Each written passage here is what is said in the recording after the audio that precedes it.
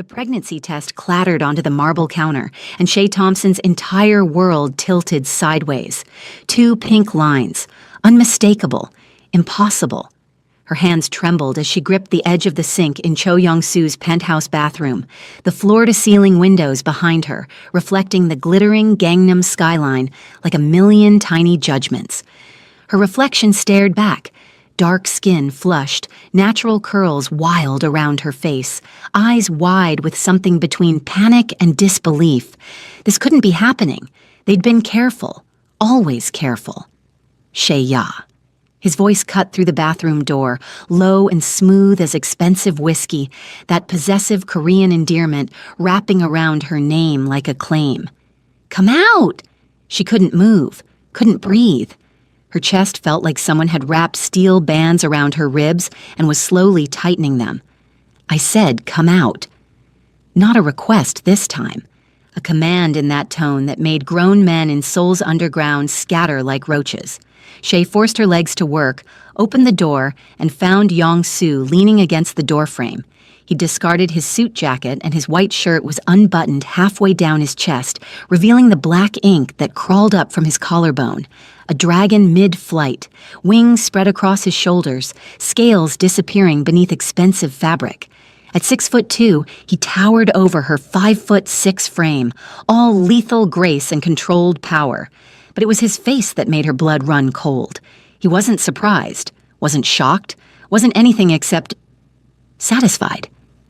You knew. The words scraped out of her throat. Oh my God, you knew. Young-soo's dark eyes tracked over her face with an intensity that made her skin prickle, with equal parts dread and something she refused to name. Of course I knew. We used protection. Every single time for 3 months Her voice cracked. What did you do?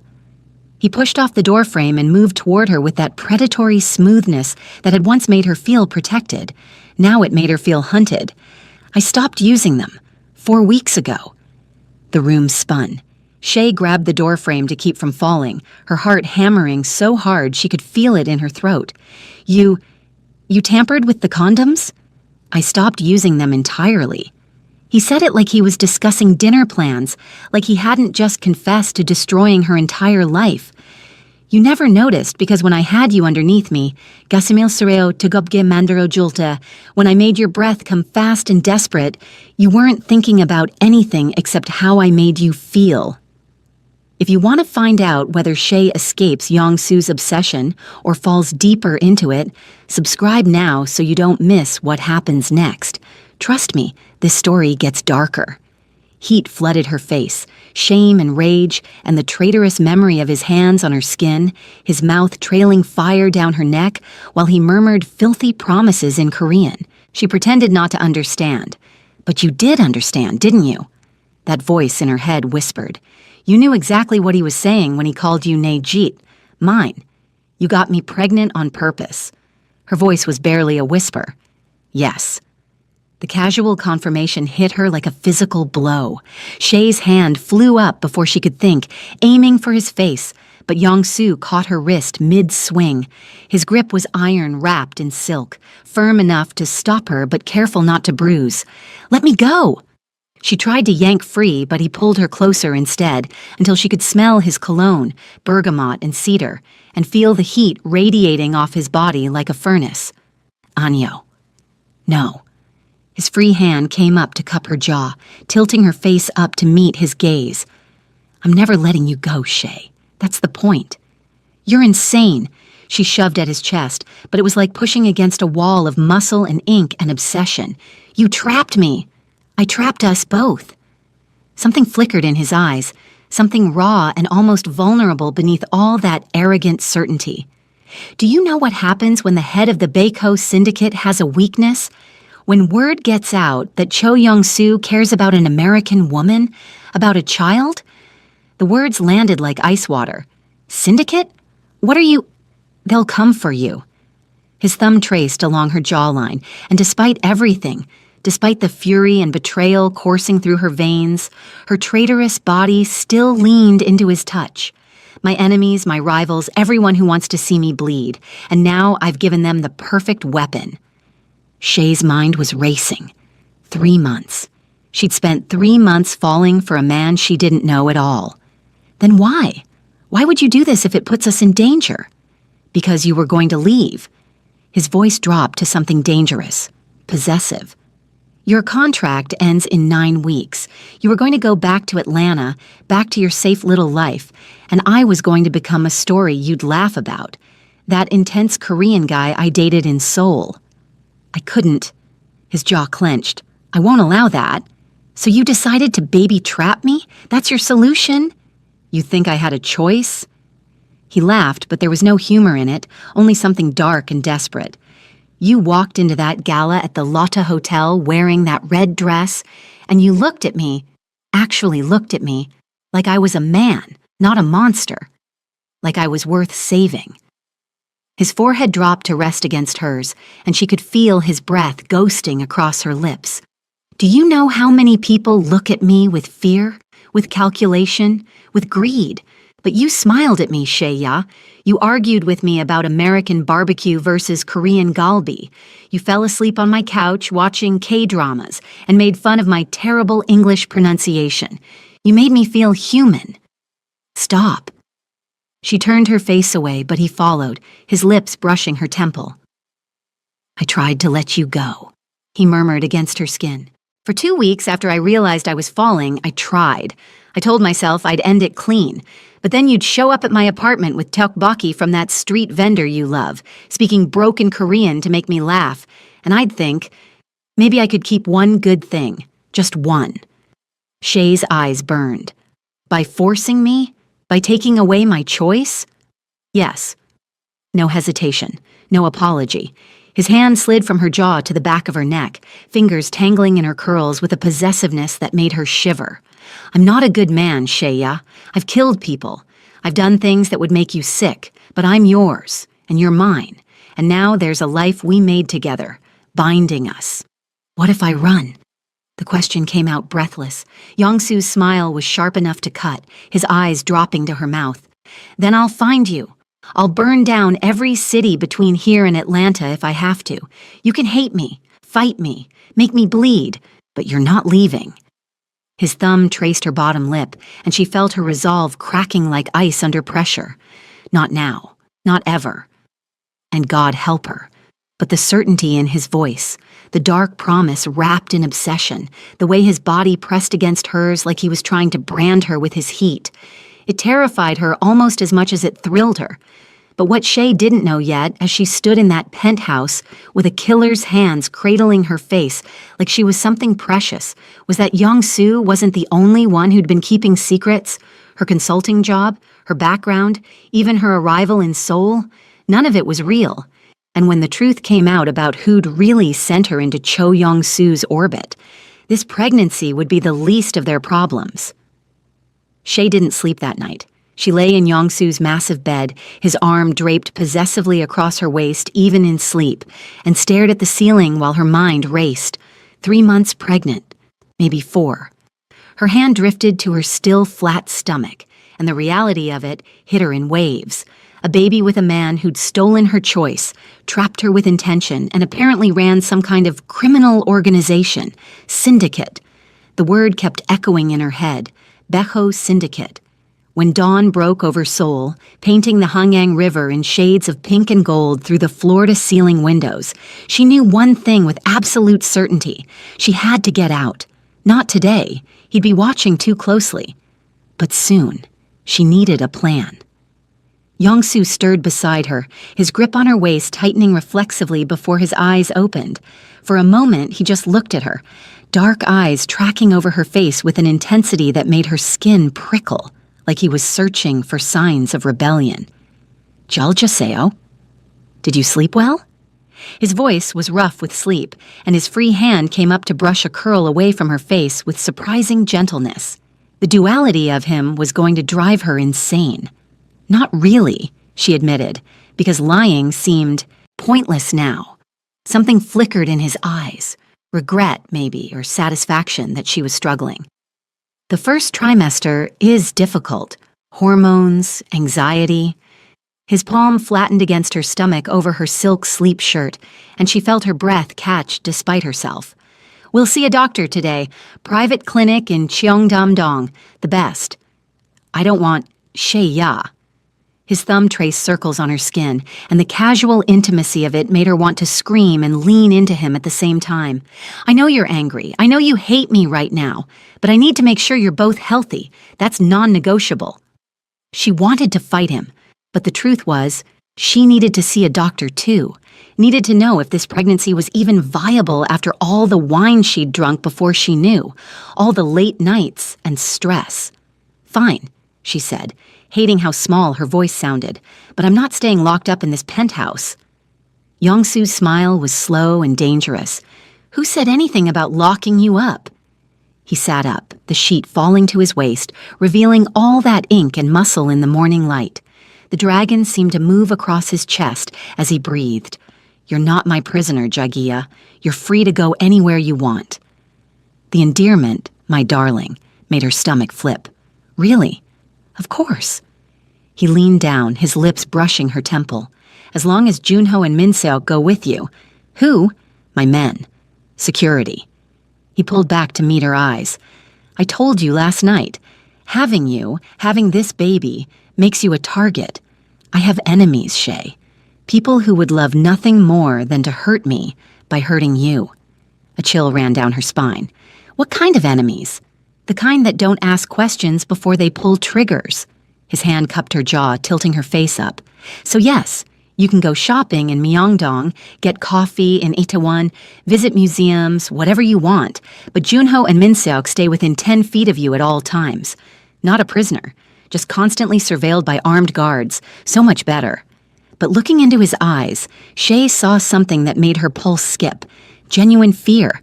He was afraid for her, terrified even beneath all that arrogant control. And that realization, it changed something she wasn't ready to name. "Get dressed," he said, standing and moving toward his closet. "We'll have breakfast at that cafe you love in Samcheongdong, the one with the honey butter toast." Despite everything, her traitorous heart warmed. He'd remembered. 3 weeks ago, she'd dragged him to a tiny cafe hidden in Seoul's traditional Hanok village, and he'd watched her devour honey butter toast with strawberries while complaining about how sweet it was. "You hate that place," she said. "You said it was too... what was the word? Gyubda." "Cute." His accent wrapped around the English word as he emerged from the closet in dark jeans and a white button-down, rolling up the sleeves to reveal more ink crawling down his forearms. "Too cute for a man like me." He caught her staring at the tattoos, and his lips quirked. "But you loved it, and you need to eat something gentle for your stomach." Shay's throat tightened. How was she supposed to reconcile this, the thoughtful gesture, the consideration, with the man who'd deliberately gotten her pregnant to keep her trapped? She slipped out of bed and moved to the bathroom, needing space to think. As she brushed her teeth, she studied her reflection. Same face, same body, but everything had changed overnight. There was a life inside her now, half her, half him. The thought made her dizzy. When she emerged wearing a yellow sundress, Young-Soo was leaning against the dresser, scrolling through his phone. He looked up, and something heated flashed in his eyes as they traveled down her body. "Areumdawo," he murmured. "Beautiful. Stop." She grabbed her purse. "You don't get to look at me like that after what you did." He crossed the room in 2 strides, catching her wrist gently. "Look at you like what? Like you're the most beautiful thing I've ever seen." His other hand slid around her waist, pulling her flush against him. "I can't stop, Shaya. I tried, I failed, and now you're carrying my child, and every instinct I have is screaming at me to keep you close." His forehead dropped to rest against hers, and she could feel his breath ghosting across her lips, warm and dangerously close. "I know I'm a bastard. I know I took your choice, but I can't regret it. Not when the alternative was losing you."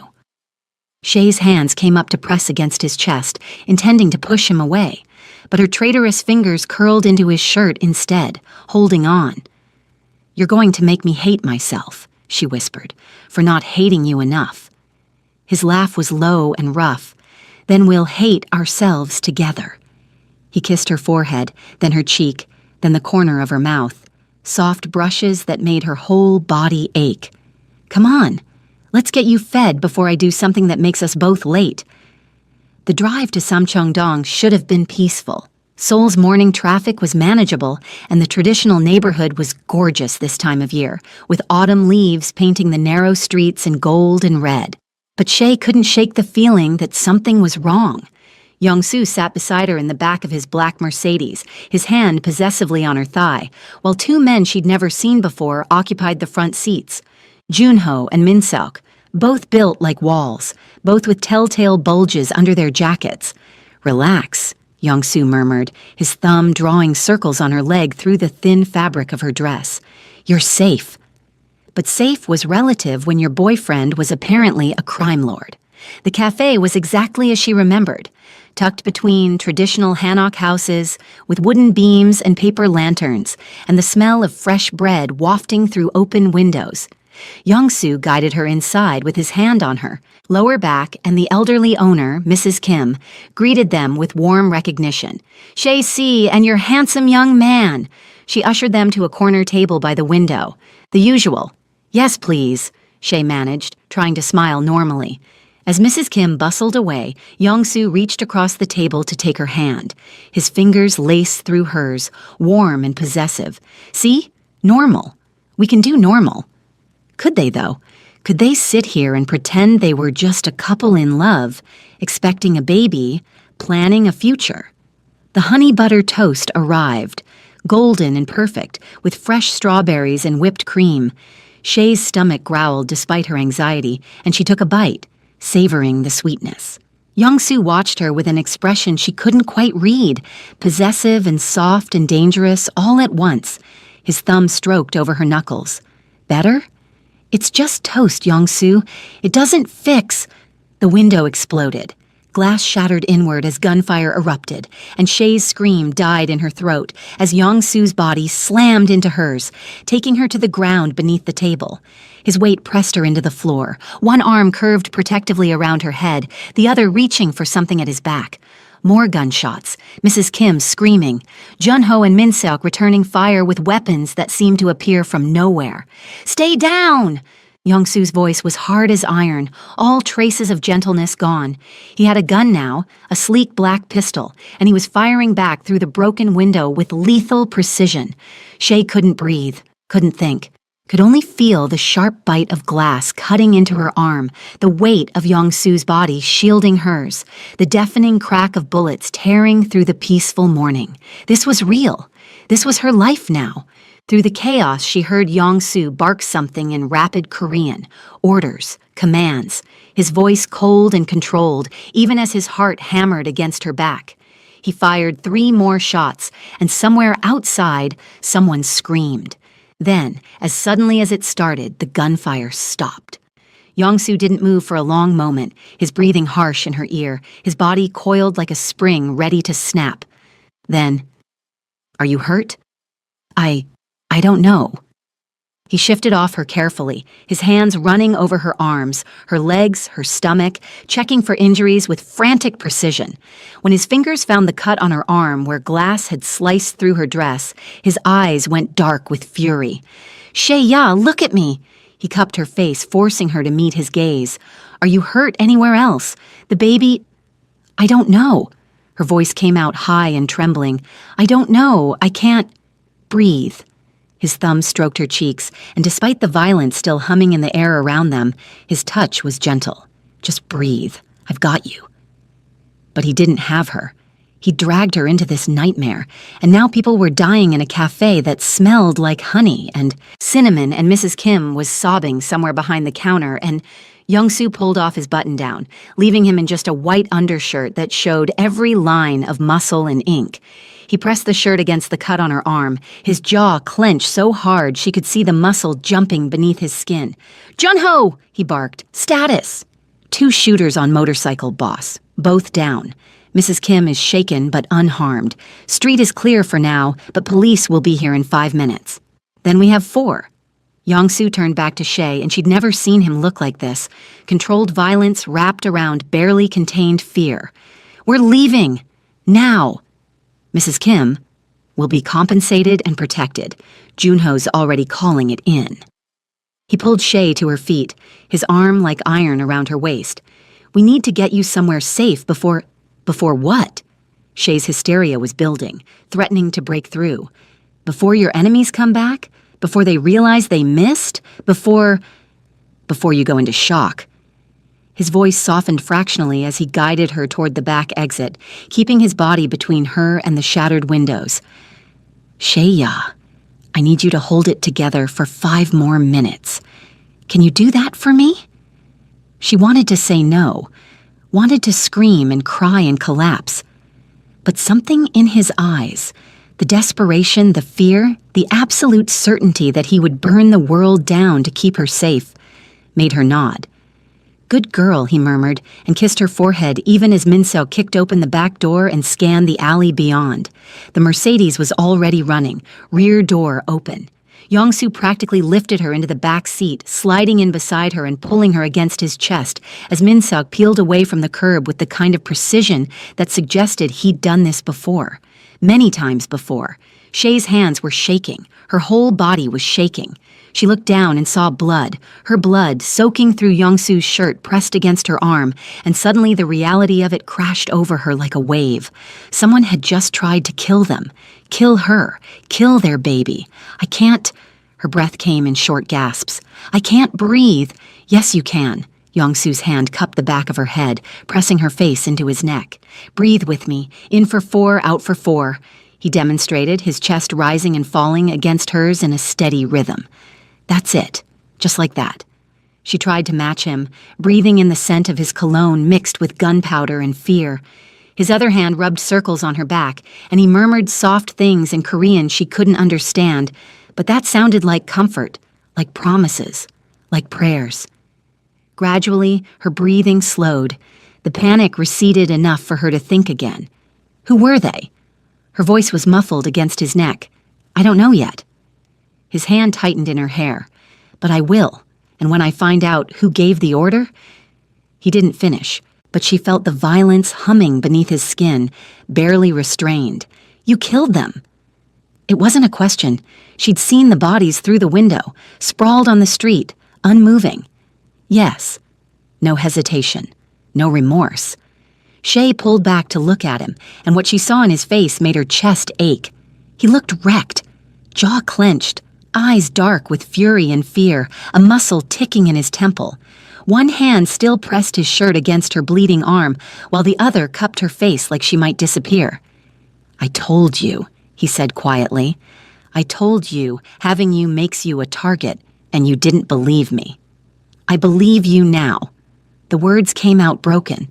Something shifted in his expression, satisfaction mixed with regret. I'm taking you somewhere they can't reach you, somewhere I can keep you safe until I figure out who's behind this. Where? Jeju Island. I have a house there. Private, secure, off the grid. His thumb traced her cheekbone. No one will touch you there. I promise. A house on Jeju Island, private and secure, which was code for isolated and inescapable. That's not a request, is it? Shay's voice was hollow. No. At least he was honest. You're in danger, Shaya, real danger, and until I eliminate the threat, you need to be somewhere I can protect you completely. You mean somewhere I can't run? His jaw clenched. That too. The car sped through Seoul's streets, weaving through traffic with illegal precision. Shay watched the city blur past, the place she'd fallen in love with, the place that had seemed so magical and full of promise 3 months ago. Now it looked like a war zone waiting to happen. Your arm needs stitches, Yong-soo said, examining the cut with clinical focus. We'll stop at the clinic first, then head to Gimpo Airport. I have a plane waiting. Of course he did. Private planes and island fortresses and men who materialized with guns. This was her life now. What about my things? My apartment? Junho will pack everything and bring it to Jeju. You're not going back there, too exposed. Just like that. Her entire life in Seoul packed up and moved without her consent. Again. But when she opened her mouth to argue, she caught sight of Yong-soo's hand, still pressed against her wound. his knuckles white with pressure, a smear of her blood across his tattooed forearm. He was holding her like she was the most precious thing in the world, like losing her would break something fundamental inside him. And despite everything, the manipulation, the lies, the violence, she realized something terrifying. He meant it, all of it. The obsession, the possessiveness, the willingness to kill and die to keep her safe. This wasn't a game to him, it was survival. "Young-soo," she whispered, "what have you gotten me into?" He looked at her then, really looked at her, and his eyes were filled with something raw and desperate. "Everything, Jagiya. I've gotten you into everything. And I'm sorry." His forehead dropped to rest against hers.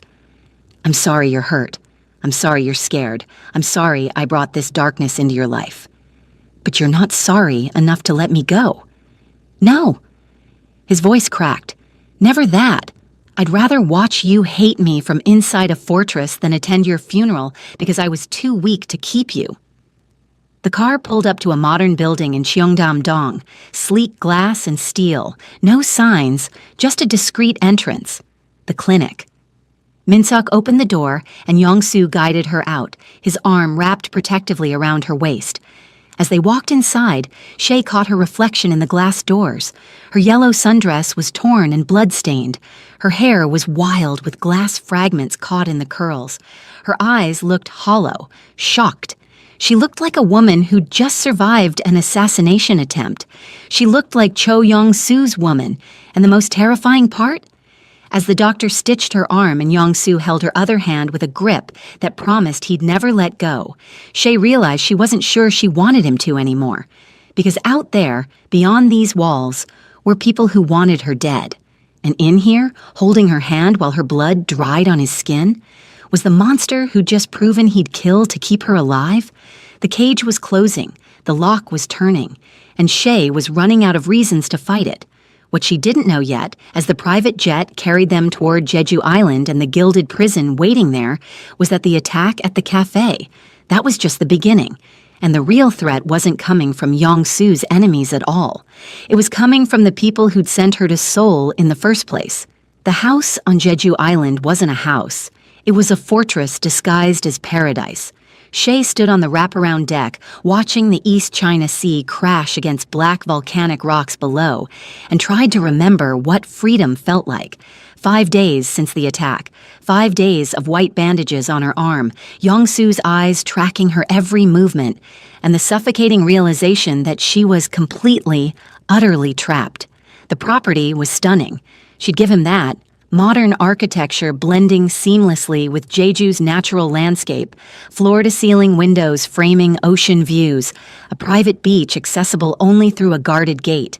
Inside, everything was luxury: Italian marble, Korean art, a kitchen bigger than her entire Atlanta apartment. But luxury didn't change what it was: a cage, just a beautiful one. "You should be resting." Young-soo's voice came from behind her, and she felt him approach before his arms wrapped around her waist, pulling her back against his chest. His chin rested on her shoulder, and despite everything, her body relaxed into his warmth. That was the problem. Her body kept betraying her brain. "I've been resting for 5 days," she said, her hands settling over his at her stomach, a gesture that was becoming automatic, natural, terrifying in its intimacy. "I'm going stir-crazy." The doctor said to take it easy. Stress isn't good for the baby. His lips brushed her temple, then lower, trailing along her jaw in a way that made her breath catch. "Or for you." Shay closed her eyes, fighting the way her pulse jumped at his touch.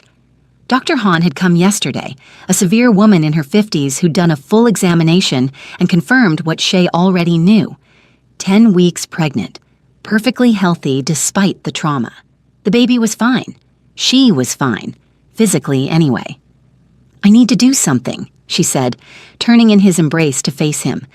"I can't just sit here staring at the ocean while you disappear into your office for hours at a time." He looked tired, shadows under his eyes, tension in his jaw that hadn't been there before Seoul. He'd been making calls at all hours, coming to bed smelling like stress and cigarette smoke, pulling her close like she might vanish if he let go. "I'm handling things," he said simply, making sure what happened at the cafe never happens again. The people who attacked us are no longer a problem." His voice was flat, final. "The Park family out of Busan made a move on Seoul territory. They targeted you to weaken me." His hands cupped her face, thumbs stroking her cheekbones. "They won't make that mistake again." The casual way he said it, like he was discussing the weather, not whatever violence he'd unleashed, should have terrified her. Maybe it did, but it also made something dark and primitive inside her feel protected. God, what was happening to her? "I want to go for a walk," she said, needing to escape the intensity of his gaze. "On the beach. I need air that doesn't smell like this house." Young-Soo's jaw tightened. "Not alone." "Then come with me." She grabbed his hand, lacing their fingers together. "Please. 5 days, Young-Soo. I haven't left this property in 5 days." For a moment she thought he'd refuse, but then he nodded, and the relief that flooded through her was embarrassing in its intensity. "Okay, but you stay close to me." The private beach was accessed through a stone pathway winding down the cliff face. Young-Soo kept his hand on her lower back the entire descent, steadying her over rough patches, his touch both protective and possessive. When they reached the sand, Shay slipped off her sandals and let her feet sink into the cool, volcanic black grains. The beach was deserted except for 2 guards stationed at the far end, always watching, always present, her shadow wardens. They walked in silence for a while, the waves providing the only soundtrack. Shay tried to organize her thoughts, tried to figure out how to ask the question burning in her chest. "Tell me something real," she finally said. "Something that isn't about syndicates or enemies or violence. Something that's just you." Young-Soo was quiet for so long she thought he wouldn't answer. Then, "My mother used to bring me here, before she died." Shay stopped walking, turning to look at him. His eyes were fixed on the horizon, and for the first time since she'd known him, he looked almost vulnerable. "I was 8, he continued. "She'd rent a small house in Seogwipo every summer, and we'd pretend my father didn't exist, that his debts didn't exist, that the men who came looking for payment didn't exist." His hand found hers again, warm and strong. "She'd make me tangerine juice from the local farms and tell me stories about the haenyeo, the women divers, strong women who could hold their breath for minutes, who weren't afraid of the deep." "What happened to her?" Shay asked softly, though part of her already knew the answer wouldn't be happy. "My father's debts caught up with us." His voice was flat, emotionless, but his grip on her hand tightened until it almost hurt. "She tried to protect me. She failed, and I swore I'd never be weak like him, never let anyone I cared about pay for my mistakes." The pieces clicked into place. The obsessive need for control, the willingness to do anything to keep her safe, the fortress mentality. He'd failed to protect his mother, and now he was determined not to fail again, even if it meant becoming the very thing that destroyed people. "So you built an empire," she said, "became the most dangerous man in the room so no one could hurt you again." "Yes." He turned to face her fully, his free hand coming up to cup her jaw. "And then you walked into that gala wearing red, and you looked at me like I was a man worth saving, like I was more than what I'd become." His thumb traced her bottom lip. "And I realized I'd trade every bit of power I've built to keep that look in your eyes." Shay's breath caught. The intensity in his gaze made her feel stripped bare, seen in a way that was both terrifying and intoxicating. "That's why you did it," she whispered. "The pregnancy. You thought if I left, you'd lose the only person who ever saw you as human." "I knew I would." His forehead dropped to rest against hers. "And I couldn't survive that, Shay-ya. I've survived everything else, poverty, violence, betrayal. But losing you, that would have broken something I can't rebuild."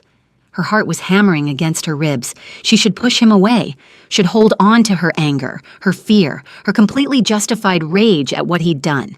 But his vulnerability was a weapon she had no defense against. "You're asking me to forgive the unforgivable," she said, her voice cracking. "No." His lips brushed hers, feather-light testing. "I'm asking you to survive with me. We don't have to call it forgiveness. We can call it adaptation." Despite everything, she almost laughed. Adaptation. That's one word for Stockholm Syndrome. Is it Stockholm Syndrome if you're safer with the captor than without him? His mouth moved to her jaw, pressing soft kisses that made her knees weak. If the world outside is more dangerous than the cage? Shay's hands fisted in his shirt, torn between pulling him closer and pushing him away. You're twisting everything. I'm being honest. He pulled back to look at her, and his eyes were blazing. I'm a monster, Jagia. I've done terrible things, but I'm your monster now, and anyone who wants to hurt you has to go through me first. The declaration should have sounded insane. Instead, it sounded like a vow. Before she could respond, his phone buzzed. The shift in him was instantaneous, his whole body going rigid, eyes sharpening to that dangerous focus she'd seen right before the cafe attack. What? Her pulse spiked. What is it? He was reading something on his screen, his jaw clenching tighter with each second. We need to get back to the house, now. Tell me what's happening. Your friend Maya. He grabbed her hand and started pulling her back toward the path, his pace urgent but controlled. The one you texted before I took your phone. She just filed a missing persons report with the U.S. Embassy in Seoul. Shay's heart stopped. She what? She told them you sent a distress message and then disappeared. The embassy is asking questions. His grip on her hand was almost painful as they climbed the stone pathway. Questions that are going to lead them here if we're not careful. But that's good, isn't it? Even as she said it, something in his expression made her doubt. The embassy can help me. Yong-soo stopped walking abruptly and spun to face her. Help you how, Shay? By making you a bargaining chip between governments? By turning you into an international incident? His hands gripped her shoulders. You're carrying the child of Korea's most wanted crime lord. Do you really think anyone's priority is your safety? The way he said it, cold, calculated, brutally honest, made ice flood her veins. What are you saying? I'm saying that the moment they confirm your location, you become valuable for all the wrong reasons. To the U.S. government, to the Korean police, to my enemies who'll see an opportunity in the chaos. He cupped her face, forcing her to meet his eyes. The only person who wants to keep you alive more than they want to use you is me. Shay wanted to argue, wanted to believe he was manipulating her, twisting the truth to keep her compliant. But looking into his eyes, seeing the genuine fear there beneath all that controlled violence, she wasn't sure he was wrong. So, what do we do? The question felt like falling. We stay smart. We stay hidden. His thumb stroked her cheek. And we prepare for the possibility that your old life is about to come looking for your new one.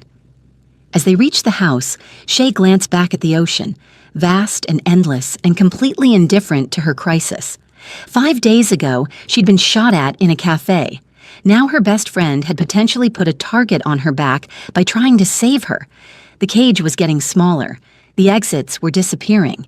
And the monster, holding her hand, he might be the only thing standing between her and something worse. What Shay didn't know yet, as Yong-soo guided her inside and immediately disappeared into his office to make calls, was that Maya's report had done more than alert the embassy. It had triggered protocols, activated assets, set in motion a series of events that would force Shay to confront a truth she'd been avoiding since the moment she woke up in Seoul 3 months ago. Nothing about her life had ever been real. Not her job, not her apartment, not even her reason for being in South Korea. She'd been a chess piece from the beginning, and the player moving her across the board was about to reveal themselves. Shay waited 3 days before she tried to run. 3 days of watching Yong-soo's guards rotate shifts, learning their patterns, memorizing the blind spots in the security cameras. 3 days of playing the compliant girlfriend, letting him hold her at night while his breathing evened out into sleep, all while her mind raced with escape routes and desperate plans. Maya's missing persons report had changed everything. It meant someone was looking for her. It meant there was still a world outside this gilded cage that remembered she existed. It meant she had to try. The opportunity came on a Thursday morning. Yong-soo had left for Seoul before dawn. Something about meeting with his lieutenants, his voice tight with tension as he'd kissed her forehead and promised to be back by nightfall. Junho and Min Seok were with him, leaving only 2 guards on the property, one at the main gate, one patrolling the perimeter. Shay had watched them long enough to know the perimeter guard took a cigarette break at the far end of the property every day at 10 a.m., a 15-minute window where the beach path was unmonitored. 15 minutes. That was all she needed. She dressed in dark jeans and a black sweater despite the mild Jeju weather, pulled her hair into a tight bun, and tucked her passport. The one thing Young-soo hadn't confiscated, probably because he didn't think she'd actually try, into her back pocket. Her hands shook as she crept down the stairs, every creak of the floorboards sounding like gunshots in the silent house. The kitchen door that led to the beach path was locked, but she'd memorized the code by watching Young-soo punch it in. 4 digits, 0814, August 14th. The day they met at the Lotte Hotel Gala. She'd mentioned it once in passing, surprised he remembered the exact date. Now she knew. He'd been marking it like a hunter marks his prey. The lock clicked open. Shay's heart hammered as she slipped outside into the cool morning air. The path stretched before her, winding down through volcanic rock and wild grass toward the black sand beach. Beyond that, she could see the main road in the distance, maybe 2 miles if she ran. She ran. Her feet pounded against stone, her breath coming in gasps that had nothing to do with exertion and everything to do with terror. Any second now, someone would notice. Any second, alarms would sound, and Young-soo's men would come for her, and she made it to the beach. The sand slowed her down, but she pushed through, her eyes fixed on the road ahead. So close. She was so close to freedom, so close to... A black SUV was parked at the public beach access point. For a wild moment, she thought about flagging it down, begging whoever was inside for help. But something made her hesitate. The way it was positioned, engine running, windows tinted so dark she couldn't see inside.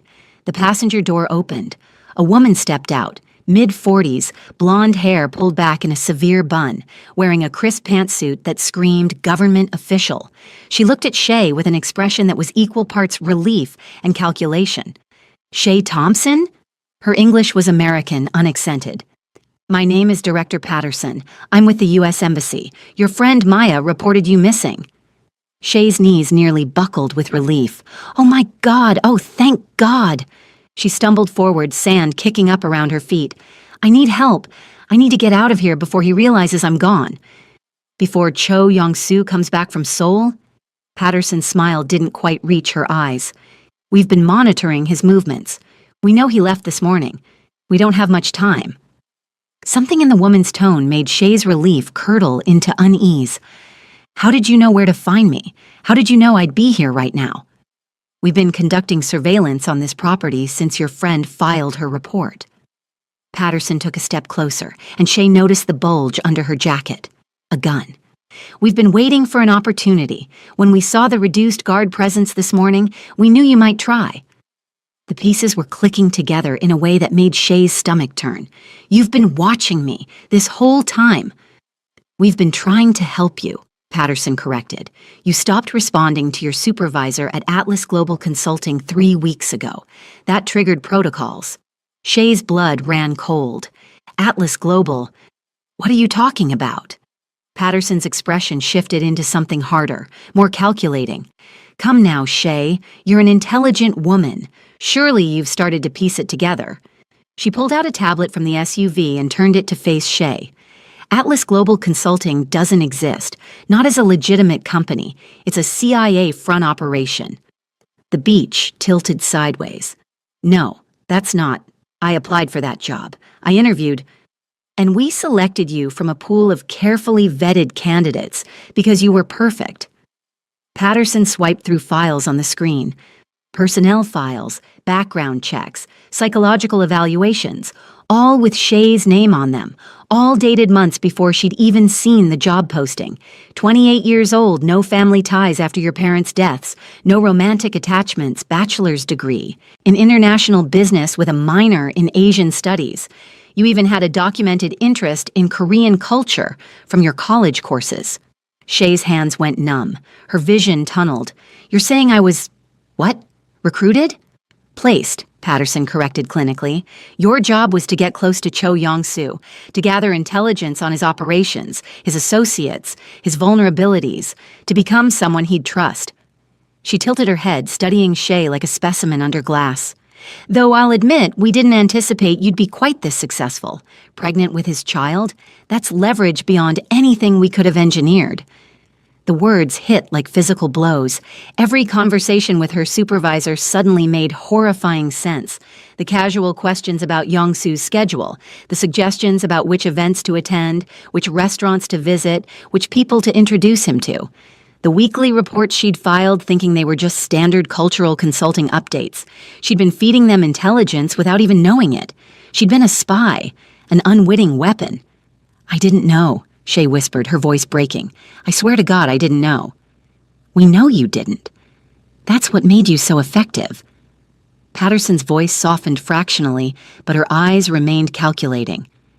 An asset who doesn't know they're an asset can't give themselves away. You were genuine with him. That's why he fell for you. Shay's legs gave out. She sank onto the sand, her hands pressing against her stomach, where their baby, the baby he'd deliberately created to trap her, was growing. My entire life was a lie. Your entire life was preparation for this moment. Patterson crouched down to her level. And now we need you to finish what you started. Come with me to the embassy. We'll debrief you, get your testimony about his operations, and put you in witness protection. You and the baby will be safe. Safe. Shay laughed, but it came out broken, hysterical. Safe in another cage, another constructed identity. How is that different from what he's doing? Because we're the good guys, Patterson said simply, and he's a criminal who got you pregnant without your consent to keep you trapped. Was that true? Or was it just another manipulation, another person trying to control her narrative? Shay's mind was spinning, trying to process too much at once. Yong-soo had known from the beginning what she was, had told her that first night in the penthouse. He'd known she was bait and had fallen for her anyway, or maybe because of it, or maybe... How much does he know? The question came out hoarse. About me, about Atlas Global. Patterson's expression flickered with something that might have been respect. More than we'd like. Cho Yong-soo didn't become the head of the Baeko syndicate by being stupid. He suspected from your first meeting. That's why he kept you close, to figure out if you were a genuine threat or an opportunity. An opportunity for what? To corrupt you, to turn you, to make you his instead of ours. Patterson stood, offering her hand. And it worked, didn't it? You're defending him in your head right now, trying to figure out if his cage is better than mine. Shay didn't take the offered hand. Couldn't. Her whole body felt like it was made of lead. The difference, Patterson continued, is that we'll let you go eventually. Witness protection isn't forever. But him? He told you himself, he'll never let you leave. That baby inside you was his insurance policy. You know that. Yes, she knew that. Had known it since the moment those 2 pink lines appeared on the test. But knowing something and accepting it were different things. I need time to think. We don't have time. Patterson's voice sharpened with urgency. His security system has motion sensors on that beach path. Even with reduced guards, someone will have noticed by now. We need to move, Shay. Now. As if summoned by her words, Shay heard it.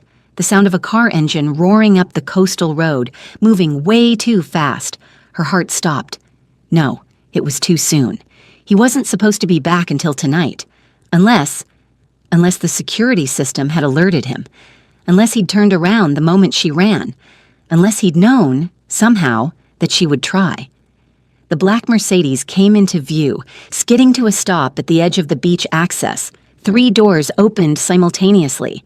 Yong-soo emerged from the back, Junho and Min-seok flanking him, all 3 moving with deadly precision. But it was Yong-soo's face that made Shay's chest crack open. He looked devastated, furious, terrified. His eyes locked on hers across the sand, and the betrayal in them was a living thing.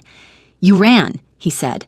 The words hung in the air like an accusation and a wound all at once. Shay's voice broke. "I had to try. Had to try." Yong-soo repeated it like the words were foreign, incomprehensible. His hand moved to his back, and when it came forward, he was holding a gun. Had to try to leave me, had to try to run to them. His gaze shifted to Patterson, and something deadly flickered across his face. Director Patterson, I wondered when you'd make your move. Patterson's hand moved toward her jacket, toward her weapon, but Yong-Soo was faster. His gun was up and aimed before she could clear leather. I wouldn't, he said softly, his voice cold as winter steel. My men have your driver in their sights. You shoot me, they shoot him. Your backup is 20 minutes away. We all know how this ends if you force my hand. Shay stood frozen between them, literally caught between two forces that wanted to use her, control her, own her for different reasons that somehow felt exactly the same. Shay, Patterson said without taking her eyes off Yong-Soo, come here. You're an American citizen. I can protect you from him. She's carrying my child, Yong-Soo countered, his voice dropping to something possessive and raw. She's mine. And I don't care what government agency you represent, you're not taking her. Yours? Patterson laughed. She's not property, Mr. Cho. She has rights. And we have evidence that you've been holding her against her will, that you deliberately got her pregnant without consent. I never said I didn't consent. The words came out of Shay's mouth before she could stop them, before she could even think about what they meant. Both of them turned to stare at her. What? Patterson's professional mask slipped. Shay, he admitted to tampering with birth control. That's reproductive coercion. That's illegal in every... I know what it is. Shay's hands pressed against her stomach, feeling the slight curve that was barely visible but undeniably there. I know what he did. I know what he is. She turned to face Patterson fully, and something in her chest was cracking wide open. But you made me into a weapon without my knowledge. You constructed my entire life like I was a chess piece on your board. You put me in his path deliberately. We were trying to bring down a dangerous criminal. By using me. Shay's voice cracked, years of being controlled by people who claimed to know better finally erupting. By turning me into something I never agreed to be. At least Yong-Soo was honest about what he wanted from me. At least... She stopped, the realization hitting her like a freight train. At least when he trapped me, I knew I was trapped. Patterson's expression hardened into something cold and bureaucratic. You're confused. He's manipulated you, isolated you, created a dependency. And what have you done? Shay shot back. What's the difference between his cage and yours? Because from where I'm standing, Director, you both want the same thing, to control me for your own purposes. He wants me as his. You want me as your witness. Neither of you is asking what I want. The silence that followed was deafening. Even the waves seemed to quiet, waiting for what came next. Yong-Soo hadn't moved, his gun still trained on Patterson, but something in his expression had shifted. His eyes were locked on Shay with an intensity that made her skin burn, hope and disbelief and something desperate warring across his features. Last chance, Patterson said, her voice clipped. Come with me now, testify against him and we'll put you in witness protection. You and the baby. New identity, new life, safety guaranteed. Safety, Shay repeated, and the word tasted like ash. You mean another constructed identity, another life of looking over my shoulder, another cage, just with different bars. She took a shaky breath. How long would I have to stay in witness protection? A year? 5? Forever? Patterson's silence was answer enough. Shay turned to look at Yong-Soo, at the monster who'd stolen her choice but was looking at her now like she was his entire world cracking apart, at the man who'd killed to protect her, who'd built a fortress to keep her safe, who'd offered to burn down his empire if it meant keeping her. It wasn't a good choice. It wasn't even a sane choice. But for the first time in 3 months, maybe for the first time in her entire life, it was her choice. I'm staying, she said. The words fell like stones into still water, rippling out in waves Shay knew she couldn't take back. Patterson's face went cold. You're making a mistake you can't undo, Ms. Thompson. Maybe. Shay's voice was steady now, certain in a way that terrified her. But it's my mistake to make. Not yours. Not the CIA's. Mine. For a long moment, Patterson just stared at her like she was a failed experiment, an asset that had gone rogue. Then she lowered her hand from her jacket and took a step back toward the SUV.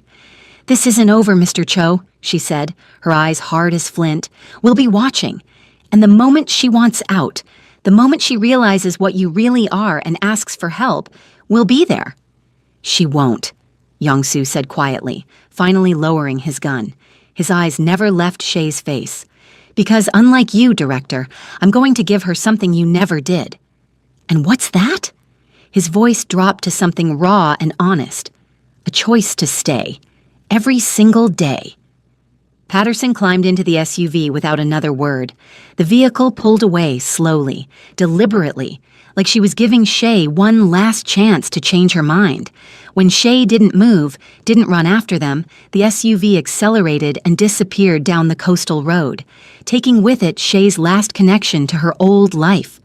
She stood there on the black sand, shaking, as Young-soo holstered his gun and dismissed Junho and Min-seok with a sharp jerk of his head. The two men retreated to the Mercedes, giving them privacy, but staying close enough to intervene if needed. Young-soo approached slowly like she was a wild animal that might bolt. He stopped a few feet away, and for the first time since she'd known him, he looked uncertain, vulnerable. "You chose me," he said, and his voice cracked on the words. "Why?" Shay looked at him, really looked at him, at the dragon tattoo disappearing beneath his shirt collar, at the shadows under his eyes from sleepless nights, at the hands that had killed for her, held her, trapped her, protected her. "Because you're right," she whispered. "The world outside is more dangerous than the cage. She was never going to let me go, not really. Witness protection is just another prison with better PR." She took a step toward him, then another. "And if I have to be trapped somewhere, if I have to belong to someone," her voice dropped, "I'd rather be trapped with someone who's willing to burn the world down to keep me safe than someone who'll use me until I'm no longer convenient." His arms came around her like a vice, pulling her against his chest so hard she could barely breathe. She felt him shaking. This dangerous, deadly man was shaking as he held her like she might disappear if he loosened his grip. "I thought I'd lost you," he murmured against her hair, his accent thicker with emotion. "When the security alert came through, when I saw you running on the cameras, I thought you'd rather risk everything than stay with me." "I did risk everything." She pressed her face into his neck, breathing in his scent, cologne and fear and something desperate. "And I'm still here." He pulled back just enough to cup her face, his thumbs wiping away tears she didn't realize she'd shed. His eyes were blazing with something fierce and possessive and almost worshipful. "I'm going to prove to you that you made the right choice. Every day, Shaya. I'm going to prove that you're not just surviving with me. You're living." She didn't believe him. Not yet. Maybe not ever. But when he kissed her, desperate and claiming and somehow achingly gentle, she realized something that should have terrified her, but instead felt like acceptance. She'd chosen her monster. Now she just had to figure out how to live with him. His hand slid into her hair as the kiss deepened, and Shay felt herself melting into him despite everything, despite the chaos and betrayal and impossible situation. When he finally pulled back, they were both breathing hard. "We need to leave Jeju," he said, his forehead resting against hers. "Patterson knows where we are. She'll come back with more people, more leverage." "Where will we go?" "New Zealand. I have property there, completely off-grid, registered under shell companies even the CIA can't trace easily." His hands framed her face. "I'll dismantle my operations here, turn evidence over to Korean authorities in exchange for immunity, walk away from everything I've built." Shay pulled back to look at him. "You'd really do that? Give up your empire?" "It was never an empire, Jagia. It was a prison I built around myself after my mother died." His thumb traced her cheekbone. "But you're the first thing that's ever made me want to be free." "What about your enemies? The people who attacked us? Taken care of?" Something dark flickered in his eyes. "The Park family won't be a problem anymore. I made sure of that." She didn't ask how, didn't want to know the details of what he'd done to protect them. "And the baby?" Her hand pressed against her stomach. What kind of life can we give them? Yongsu's hand covered hers, warm and steady. A quiet one, a safe one, a normal one. He laughed softly. Or as normal as it can be when your parents are a former crime lord and an unwitting CIA asset. Despite everything, Shay almost smiled. That's going to be one hell of an origin story. We'll tell them the truth, his voice turned serious, when they're old enough, about how we met, what I did, what happened. They deserve to know their parents aren't perfect, that love is complicated and messy and sometimes starts in the worst possible way. And if they hate us for it, then we'll earn their forgiveness. He kissed her forehead. The same way I'm going to spend the rest of my life earning yours. Shay looked up at him, this dangerous man who'd become her entire world through manipulation and obsession and a twisted kind of love she was only beginning to understand. I don't forgive you, she said quietly. Not yet, maybe not ever. I know. But I choose you anyway, despite everything, maybe because of everything. She took a shaky breath. Is that enough? Yongsu's smile was sad and hopeful at the same time. It's more than I deserve, which means it's everything I need. He lifted her into his arms. She gasped and grabbed his shoulders and started carrying her back up the beach path toward the house. What are you doing? Taking you home, he said simply. We have a plane to catch, a life to dismantle, and a future to build. His eyes met hers, and in them she saw the truth of what they were about to do. Ready to disappear with me, Jagia? Was she? Ready to leave everything behind, to become someone new, to build a life with a man who'd trapped her, but was offering her a kind of freedom she'd never had? Shay looked back one last time at the empty road where Patterson's SUV had disappeared, at the life she could have had, witness protection, safety, a constructed identity that wasn't really hers. Then she looked at Yongsu, at the father of her child, at the monster who loved her enough to change. Yeah, she whispered, winding her arms around his neck. Let's disappear.